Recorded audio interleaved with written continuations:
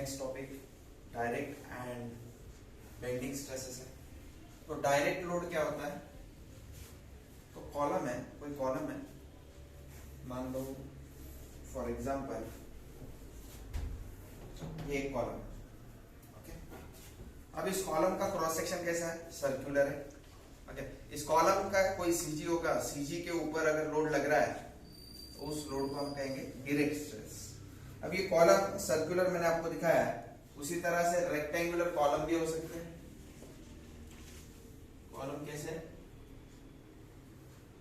Square cross section के या फिर रेक्टेंगुलर क्रॉस सेक्शन के कॉलम भी हो सकते हैं।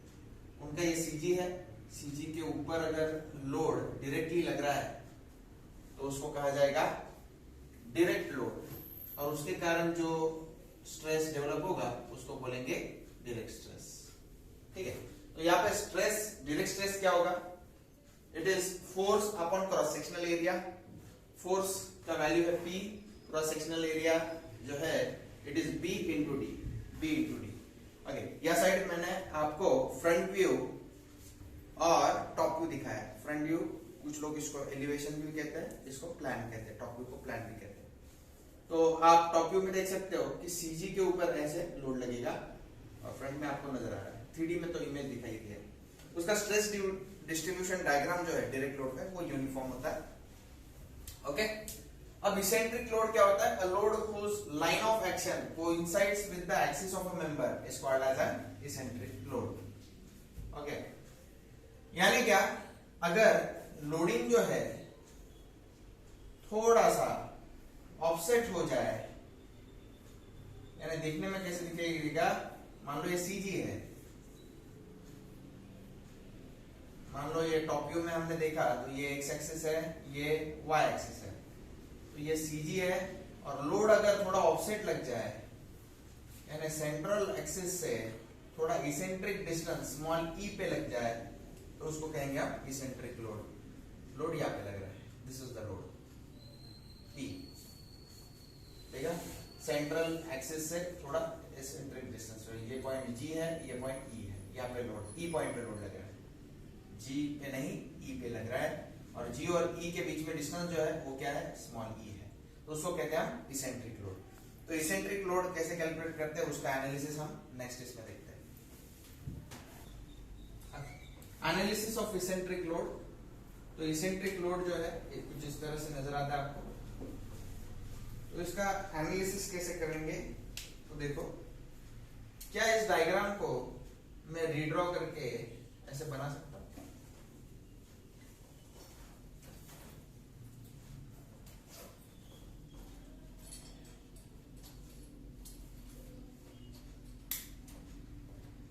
ये फोर्स का नाम P है, ओके। ये कितने डिस्टेंस पे है?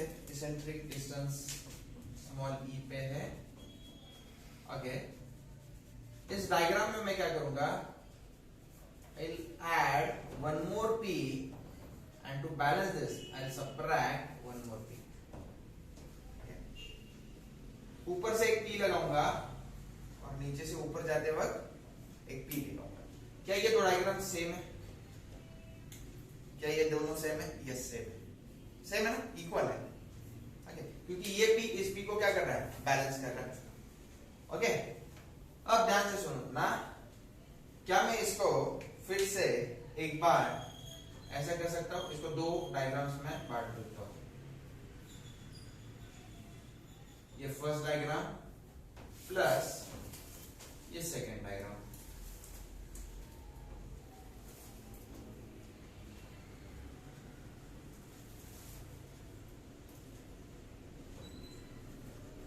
ओके।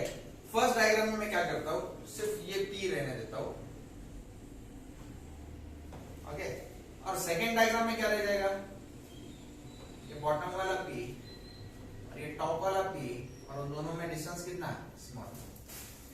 Is it correct? इस डायग्राम को ऐसे लिखा जा सकता है, it is this diagram plus this diagram. किस किस को लगता है सही है? सही है ना? इन दोनों को अगर सुपर इंपोज करते हैं तो मुझे यही मिलेगा, यस। अब ध्यान से सुनो, ये क्या इंडिकेट करता है? दिस इंडिकेट्स डायरेक्ट लोड, है ना? तो ये क्या है?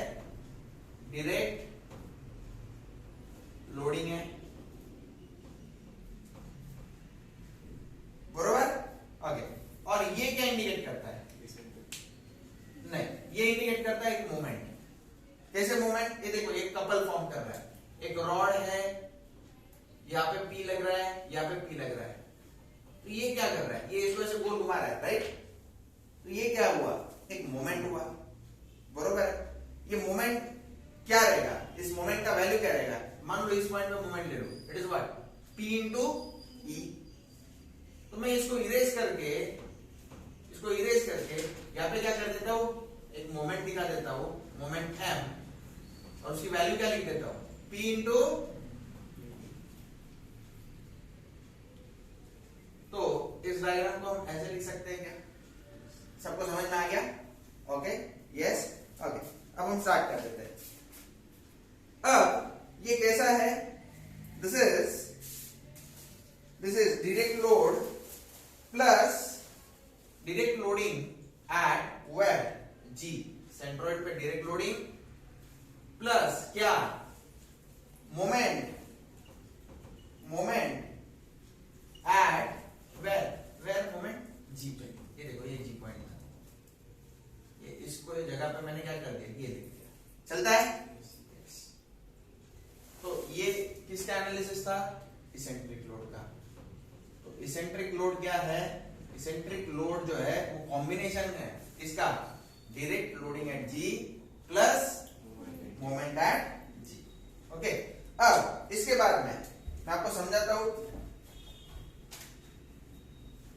टोटल स्ट्रेस कैसे निकालेंगे, रिजल्टेंट स्ट्रेस कैसे निकालोगे।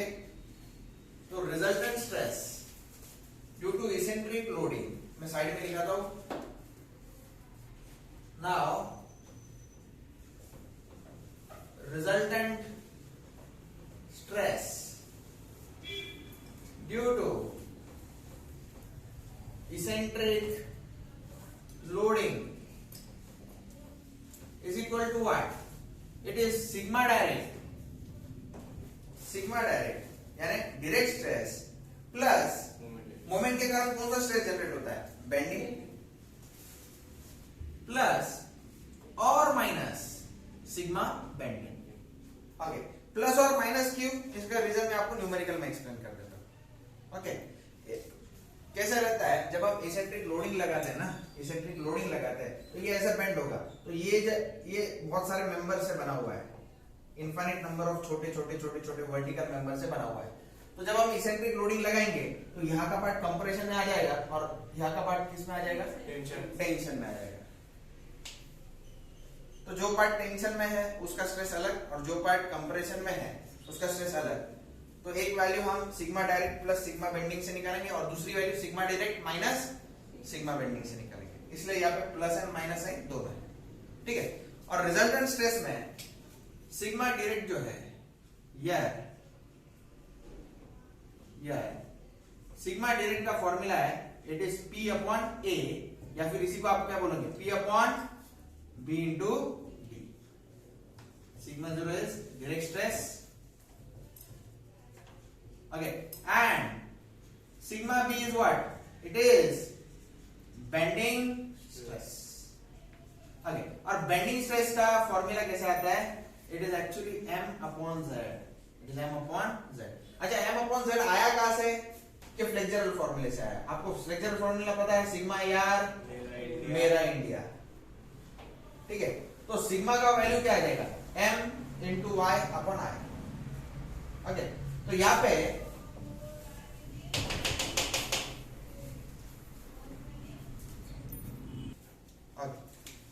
पे M इज मोमेंट, Y जो है वो डिस्टेंस है। Y कौन सा डिस्टेंस है मैं आपको समझा देता हूं। ये देखो, दिस इज एक्स एक्सिस, यहां पे लोड लग रहा है। Okay, this is what? G। Okay, ये कौन सी एक्सिस है? Y axis. तो y ये डिस्टेंस है। y की वैल्यू अपने केस में क्या हो जाएगी? इसको हमने b कहा है ना, ये डिस्टेंस को स्मॉल b कहा है, तो y की वैल्यू क्या हो जाएगी? b/2। ओके, और ये यहाँ पे जो i है ये i y होगा। तो i का वैल्यू क्या? dv³ अपॉन 12, ठीक है। y एक्सिस b को कट कर रहा है तो dv³ अपॉन 12। इसको मैं करेक्शन कर लेता हूं, i as it is, y जो न्यूमरेटर में वो नीचे चला जाएगा, i upon y। i upon y जो है उसको हम कहते हैं सेक्शन मॉडुलस, और उसको डिनोट किया जाता है बाय z। ये रफ वर्क है आपको समझने के लिए। ओके, फिर से बता दो, हमें फ्लेक्सुरल फॉर्मूला पता है sigma upon y m upon i। ये y कहां चला जाता है, वो साइड, i का नीचे। ओके, y को फिर से कहां ले लिया, i के नीचे। i अपॉन y को क्या बोला, z। z क्या होता है, सेक्शन मॉडुलस। मैं लिख के देता हूं आपको। बेंडिंग स्ट्रेस क्या है, m अपॉन z। ओके, या फिर z की जगह पे आप क्या लिख सकते हो, i अपॉन y, या फिर क्या लिख सकते हो, my अपॉन i। यर z क्या है, सेक्शन मॉड्यूलस, और इसका फॉर्मूला क्या है, i अपॉन y।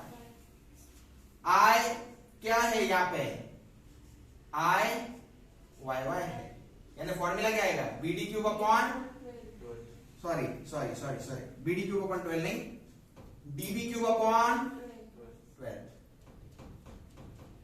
कैसे क्या होता है, किसका क्यूब, कौन सी एक्सिस पे लिया जा रहा है, हम कौन सी एक्सिस पे ले रहे हैं, y एक्सिस पे क्या कट हो रहा है, b, तो फॉर्मूला क्या आएगा, db क्यूब अपॉन 12, और y का वैल्यू क्या आएगा, y का वैल्यू क्या आएगा, यहां से याद है, small b divided by 2, small b divided by 2।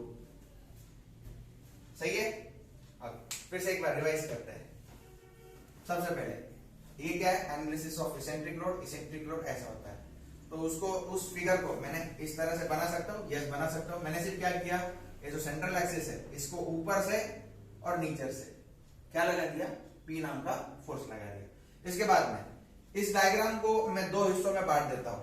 पहला हिस्सा, उसमें क्या दिखा, सिर्फ ये P फोर्स दिखा है। दूसरे फिगर में क्या किया था, इनिशियली मैंने ये देखो, ये P ऊपर जाता हुआ, ये P नीचे जाता हुआ साइड में बना लिया E डिस्टेंस पे। ये एक्चुअली क्या रिप्रेजेंट करता है, ये रिप्रेजेंट करता है एक मूवमेंट जो कौन से डायरेक्शन में घूम रही है, फिलहाल क्लॉकवाइज। वो मूवमेंट कहां लगेगी, G पे, क्योंकि मैंने G पे जब मूवमेंट लेता हूं, समेशन ऑफ मूवमेंट, तो P तो कैंसिल हो जाता है, P into E is movement. ठीक है, तो मॉरल ऑफ द स्टोरी हमें क्या समझ में आया, इसेंट्रिक लोड जो है वो दो हिस्सों में बटा है। It is what, it is combination of direct load plus moment at G, direct load at G plus moment at G। सही है। ओके, तो डायरेक्ट लोड कैसे फाइंड, रिजल्टेंट क्या होगा, इन दोनों का एडिशन। ये तो लोड के बारे में चर्चा हो रही है। इसेंट्रिक लोड क्या है, it is direct load plus moment at G। Stress अगर हम बोलेंगे तो इसेंट्रिक स्ट्रेस क्या होगा, रिजल्टेंट इसेंट्रिक स्ट्रेस क्या होगा, it is direct stress plus bending moment. तो रिजल्टेंट स्ट्रेस में एक बार क्या करते हैं, direct stress plus bending stress, एक बार क्या करते हैं, direct stress minus bending stress. ऐसा क्यों करते हैं, मैंने आपको वो भी बताया। क्या बताया, जब कॉलम को हम ऐसे इसेंट्रिकली बेंड करते हैं तो वो ऐसे झुक जाता है। कैसे झुक जाता है, ये मैं आपको साइड में दिखाता हूं, तो ऐसे झुक जाता है इसेंट्रिक लोडिंग के कारण। तो इसके ये वाले आधे पार्ट में जो मेंबर्स है वो कंप्रेशन में आ जाएंगे, आधे पार्ट वाले किस में आ जाएंगे, टेंशन में। तो जो कंप्रेशन में उनके लिए स्ट्रेस अलग रिजल्टेंट, और जो टेंशन में उनके लिए रिजल्टेंट स्ट्रेस ऐसा। ठीक है, अब सिग्मा जीरो जो है वो क्या है, डायरेक्ट स्ट्रेस है। डायरेक्ट स्ट्रेस का फॉर्मूला हमने ऑलरेडी किया है, it is P upon A। Area क्या लेंगे हम, टॉप में जो क्रॉस सेक्शन एरिया नजर आता है वो है B इंटू D, वो ले लिया। उसके बाद में सिग्मा B क्या है, बेंडिंग स्ट्रेस। बेंडिंग स्ट्रेस को क्या बताया मैंने, M upon Z। M is the bending moment और Z जो है वो क्या है, सेक्शन मॉड्यूलस। उसका फॉर्मूला स्टैंडर्ड है, it is I upon Y। ये डिराइव भी कैसे होता है वो मैंने साइड में रफ वर्क में आपको दिखा दिया। ठीक है, ये फ्लेक्सुरल फॉर्मूले से होता है, sigma upon Y M upon I। Sigma यार मेरा इंडिया, तो सिग्मा क्या है, Y वो साइड चला जाएगा, My अपॉन I। सिर्फ सिग्मा की जगह पे क्या लिखा हुआ है यहाँ पे, sigma B represent bending. Okay, Y नीचे आ गया, I अपॉन Y को हमने Z लिखा है। ओके, इस केस में लोडिंग जो है, लोडिंग कहां लग रही है, ऑन एक्स एक्सिस, तो I कौन सा लो, Y एक्सिस का। ऐसे आता है। कभी कभार लोडिंग जो है वो कहां लगेगी, Y एक्सिस पे लगेगी लोडिंग, तब I किसका लोगे, X एक्सिस। समझ में आ रहा है। ओके, तो ऐसा है। तो सारे बच्चे जानते हैं I/Y कैसे निकालेंगे, I/Y it is what, cutting B right, तो dB क्यूब अपॉन 12। और Y कैसे निकालोगे, Y distance, it is B by 2, small b by 2। तो मैंने यहाँ पे लिख दिया। हम एक न्यूमेरिकल करते हैं, बहुत ही आसान न्यूमेरिकल्स होते हैं। 4 to 6 मार्क्स के लिए आते हैं एग्जाम में। आगे, rectangular column 100 mm thick and 200 mm wide is subjected to loading of 200 kilonewton at an eccentricity of 80 mm in a plane bisecting thickness. What does it mean, plane bisecting thickness? तो ध्यान से सुनिएगा, आपको बताता हूं। एक रेक्टेंगुलर कॉलम है, 100 mm thick है, 100 mm थिक है और 200 mm वाइड है। तो मैं आपको 3D इमेज ड्रॉ कर देता हूँ जिनको इमेजिन नहीं होता। ये होता है 100 mm thick, this is what, बोलिए ना, 200 mm वाइड। ओके, ऐसा ये रेक्टेंगुलर कॉलम है। It is subjected to 200 kilonewton at an eccentricity of 80 mm. 80 mm कहां पे? In a plane bisecting thickness.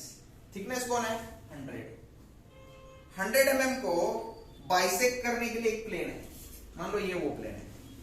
Okay, ये प्लेन क्या करेगा? इसको ऐसे काटेगा, ऐसे काटेगा। ओके, ये अगर सच में कॉलम होता तो ऐसे काट देता ये प्लेन। ओके, तो कटने के बाद एक लाइन फॉर्म होगी, राइट है? This is the cutting line. तो उस लाइन पे उनका क्या कहना है, कितने डिस्टेंस पे सीजी से, कितने डिस्टेंस पे सीजी से, कितने डिस्टेंस पे? 80 mm पे एक फोर्स पी लग रहा है जिसका वैल्यू कितना है? 200 किलोमीटर। 200 किलोमीटर। सब लोग समझ पा रहे हो? ओके, अब इसी फिगर को मैं साइड में बनाऊं तो कैसे दिखेगा? ये देखो, this is the front view. Okay, यहाँ पे कौन है हमारा? सीजी। सीजी ऐसा नहीं कि यहाँ पे है, लेकिन फ्रंट व्यू में देखते वक्त ये पूरा रेक्टेंगल क्या दिखता है? एज अ लाइन दिखता है, और सीजी यहाँ पे नजर आ रहा है। और ये कौन है हमारा? पी फोर्स कितने mm पे? कितने भाई? 80 mm। ओके, इसका टॉप व्यू अगर हम देखें, टॉप व्यू को ही कुछ लोग प्लान कहते हैं। इसको, ये कौन है? फ्रंट व्यू है। फ्रंट व्यू को ही कुछ लोग क्या कहते हैं? एलिवेशन। और ये कौन है? Top view. टॉप व्यू को क्या बोलते हैं? प्लान। तो टॉप व्यू में क्या नजर आता है? This is how much? 200। This is 200। This is how much? 100। ये वो एक्सिस है, let me call this as Y Y axis and let me call this as X x axis.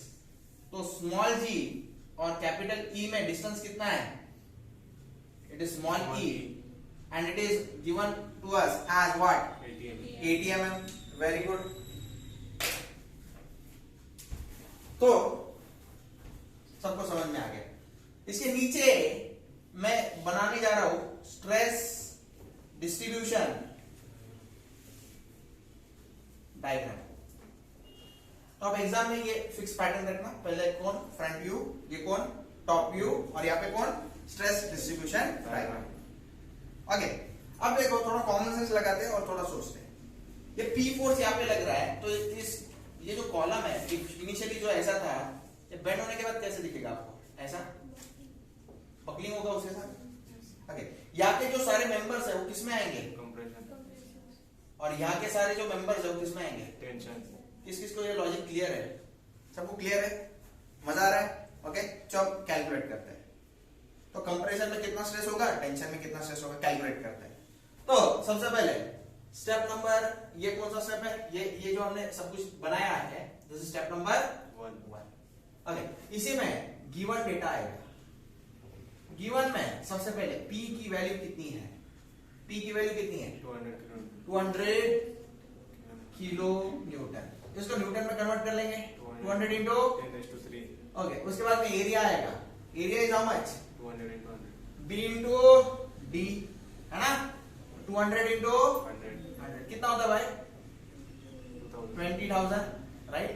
1 2 3 4 4 0 mm square. Okay, उसके बाद में क्या करते हैं हम लोग? P हो गया, A हो गया, और क्या लगता है हमें? I कौन सा लगता है? Y क्या होता है? dB cube. Okay, y axis किसको कट कर रही है? B को, यानी किसको? 200 को, dB क्यूब। Very good. ये D कौन है? 100 है, B कौन है? 200 है, तो dB cube upon 12। Sorry, okay, y की वैल्यू क्या है? It is b by 2। सही है? ओके, z यानी section modulus. z section modulus क्या होता है? Cube upon 12 divided by small b by 2। तो ये क्या हो जाएगा भाई बोलो, 2 1 2 6 तो यहाँ पे कौन आ जाएगा 6। देखो ना यार 2 1 2 6 यहाँ पे एक b और एक b कैंसिल, तो ऊपर क्या आ जाएगा db स्क्वायर। समझ में आ गया? अब इसमें मैं वैल्यूज पुट कर देता हूँ। बोलो d की वैल्यू क्या है 100, b की वैल्यू क्या है 200 स्क्वायर डिवाइडेड बाय 6। कैलसी में डालिए, z का वैल्यू निकालिए। कोई बताएगा z का यूनिट क्या होगा? mm cube. कैसे? देखो 100 mm है, 200 mm है, ये mm और यहाँ पे mm का square, mm square into mm is mm cube. तो z का यूनिट क्या है mm क्यूब, बोलिए 666.66 into 10 raised to 3 mm cube. This is the value of section modulus. Okay, इसके बाद में और क्या, बस ओके इसेंट्रिसिटी। यस, इसेंट्रिसिटी की वैल्यू गिवन है, कितनी है 80 mm। ओके, तो स्टेप नंबर 2 स्टार्ट कर दूं। ओके, स्टेप 2 हम क्या करेंगे, सबसे पहले निकालेंगे डायरेक्ट स्ट्रेस। डायरेक्ट स्ट्रेस कैसे इंडिकेट किया जाता है? सिग्मा डायरेक्ट, सिग्मा के बेस में 0। It is what p upon a। p की वैल्यू कितनी है 200 into 10⁻³ और ये कितना है एरिया 20,000। ओके, ये 10⁻³ के 3 zeros और ये 3 zeros कैंसिल, सही है, ये एक जीरो कैंसिल। 20 डिवाइड बाय 2 कितना होता है 10 न्यूटन पर mm स्क्वायर। p किसमें था न्यूटन में, एरिया किसमें था mm में, mm स्क्वायर में, तो न्यूटन पर mm स्क्वायर आ गया। उसके बाद में नंबर 2 क्या होता है, bending stress. Bending stress sigma B. अच्छा, सिग्मा बी निकालने से पहले मोमेंट निकालेंगे। मोमेंट का वैल्यू क्या है p इंटू ई। p की वैल्यू कितनी है 200 इंटू 10⁻³ ई की वैल्यू कितनी है 80।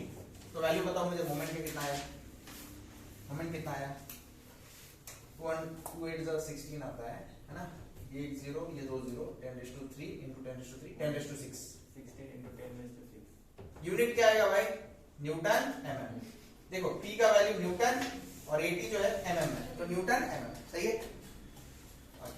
सब लोग एक बार फिर से करके देखना calculation. Okay, sigma bending stress क्या होता है m अपॉन z। m की वैल्यू डाल देता हूं 16 into 10⁻6 अपॉन z की वैल्यू, z निकाला हुआ है 666.66 into 10⁻³। चलो वैल्यू बताओ सिग्मा b की।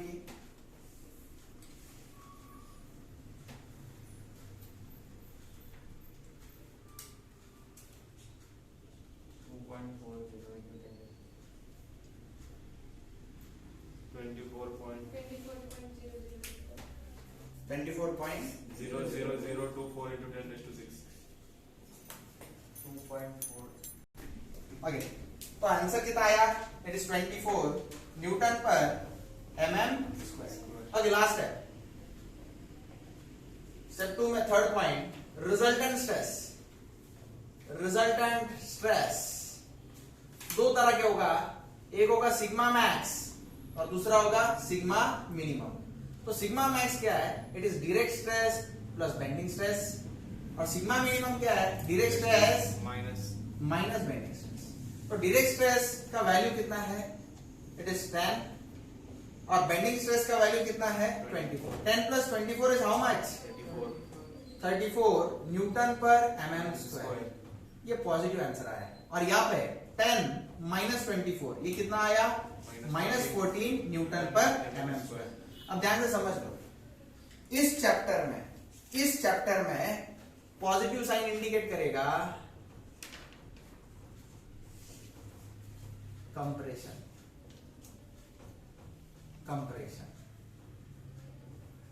और नेगेटिव साइन इंडिकेट करेगा tension, tensile stress. Positive sign indicates compressive stress.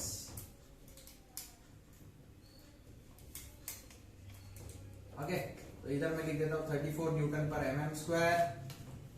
Okay, और -14 ये बाजू में क्या लिखूंगा, टेन साइड, और यहाँ पे माइनस को +14 लिख दूंगा, और यहाँ पे क्या लिखूंगा, कंप्रेसिव।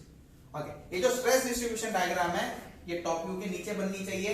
अब ध्यान से सुनिए, कौन सा पार्ट टेंशन में है, राइट वाला या लेफ्ट वाला? लेफ्ट वाला पार्ट टेंशन में है, राइट वाला पार्ट किस में है, कंप्रेशन। श्योर है? ओके, और उसी के ऊपर ज्यादा स्ट्रेस है। ओके, तो 34 जो है, मैं गलत हो गया, यहाँ पे टी नहीं चाहिए था, यहाँ पे क्या चाहिए था, सी, और यहाँ पे क्या चाहिए था, गड़बड़ हो गया था मेरे से। ओके, तो सिग्मा मैक्स जो है इसको मैं बॉक्स कर देता हूं, सिग्मा मिनिमम जो है इसको भी मैं बॉक्स कर देता हूं, और मैं इसको डायग्रामेटिकली रिप्रेजेंट कर देता हूं। देखो सिग्मा मैक्स जो है मैं यहाँ पे बना देता हूं सिग्मा मैक्स। ओके, और ये जो है सिग्मा मैक्स 34 न्यूटन पर एमएम स्क्वायर, कितना, 34 न्यूटन पर एमएम स्क्वायर, और ये सिग्मा मिनिमम जो है ये ऊपर की तरफ रहेगा। ये डायग्रामेटिकली रिप्रेजेंटेशन किसका, स्ट्रेस डिस्ट्रीब्यूशन डायग्राम। तो यहाँ पे जो है ये हाईएस्ट पॉइंट जो है ये कौन है, सिग्मा मिनिमम है, जिसका वैल्यू कितना है, 14 न्यूटन पर एमएम स्क्वायर। ये 6 मार्क्स के लिए ये क्वेश्चन आया है एग्जाम। एक बार रिवाइज कर लेते हैं क्या क्या किया। सबसे पहले rectangular column 100 mm thick and 200 mm wide, 200 mm wide, 100 mm thick है। Is subjected to loading of 200 किलोन्यूटन। 200 किलोन्यूटन कहां लगाना है, at an eccentric distance of 80 mm, where in a plane bisecting thickness. एक प्लेन है जो बाइसेक्ट कर रहा है थिकनेस को, थिकनेस यानी 100 mm को काट रहा है, वहां पे वो लग रहा है। तो उसके ऊपर से मैंने इसका फ्रंट व्यू बनाया, टॉप व्यू बनाया, इसेंट्रिक डिस्टेंस ई दिखाया, और स्ट्रेस डिस्ट्रीब्यूशन डायग्राम के लिए मैंने जगह छोड़ दिया। ओके, गिवन डेटा में क्या क्या लिखते हैं, पी लिखते हैं, पी कितना है, 200 किलोन्यूटन, उसको न्यूटन में कन्वर्ट कर लिया। फिर एरिया क्या आएगा इसका, बी इंटू डी, एरिया निकाल लिया। फिर आई वाई वाई क्यों निकाला, देखो एक्स एक्सिस के ऊपर लोड लग रहा है तो आप क्या निकालो, I y y, d b cube upon 12, y का वैल्यू क्या आएगा, बी अपॉन 2, जेड क्या है, I y y upon y, तो db cube upon 12 b by 2, 2 1 2 6 6 नीचे आ गया, b और b कैंसिल, तो db स्क्वायर हो गया। कुछ लोग चाहिए तो डायरेक्टली z का फॉर्मूला लर्न कर लो, ठीक है। तो उसका वैल्यू, उसका यूनिट क्या था, z का सेक्शन मॉडुलस है, d का यूनिट mm, d का mm, ये mm स्क्वायर है, mm into mm square mm cube, e यानी इसेंट्रिसिटी। फिर मोमेंट निकाला, moment is what, p into e, derivation में हमने बताया। फिर उसके बाद में डायरेक्ट स्ट्रेस क्या है, फोर्स अपॉन एरिया। ये भी बेंडिंग स्ट्रेस का भी फॉर्मूला हमने डिराइव किया, it is m upon z, z is section modulus. तो दोनों स्ट्रेस आने के बाद रिजल्टेंट स्ट्रेस एक होता है मैक्सिमम और एक होता है मिनिमम। मैक्सिमम कैसे किया, direct stress plus bending stress. इस चैप्टर में साइन कन्वेंशन कैसे है, पॉजिटिव आया तो कंप्रेशन और नेगेटिव आया तो टेंशन। ओके, और डिराइव करते हुए वैसे अज्यूम किया है, इसलिए ऐसे कन्वेंशन है। ओके, तो डरो मत।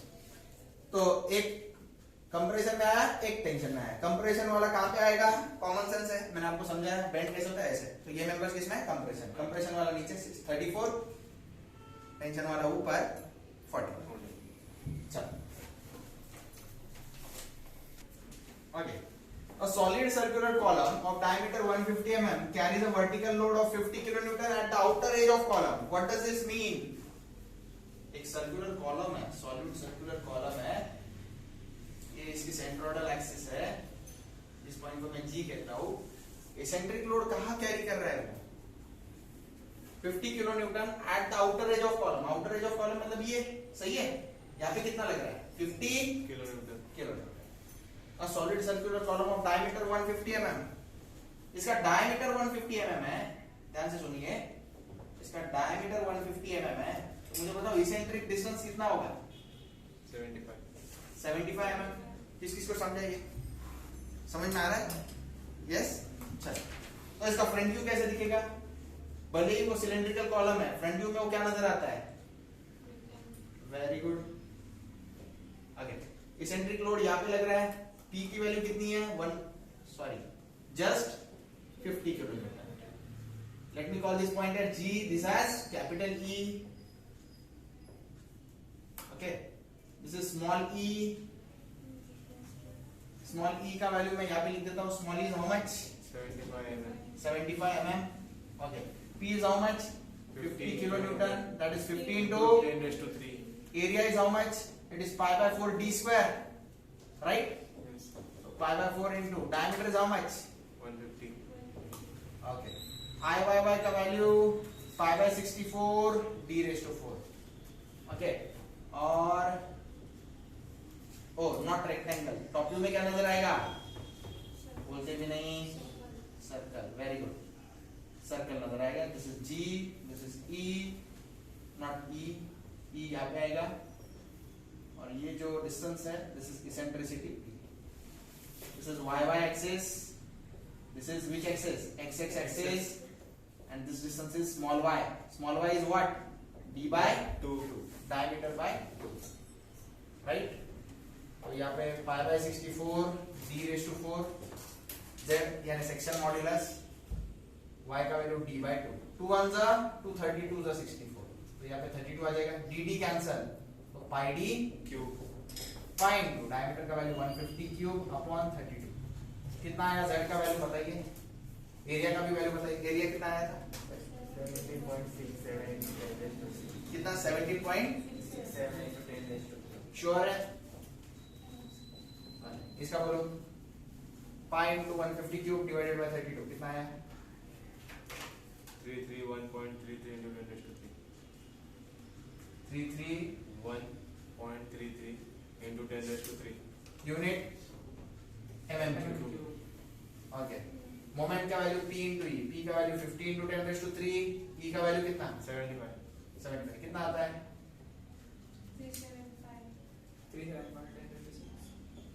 375 इंटू श्योर है क्या? 3.75 इंटू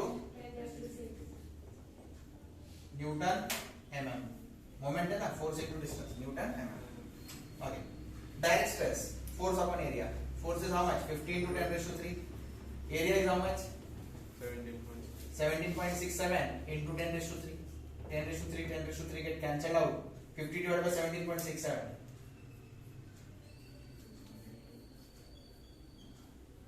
करो ना. 2.82. 2.82 न्यूटन पर mm square. Okay. That bending stress is m upon z. M value is how much? 3.75 into 10 raised to 6 divided by z value is how much?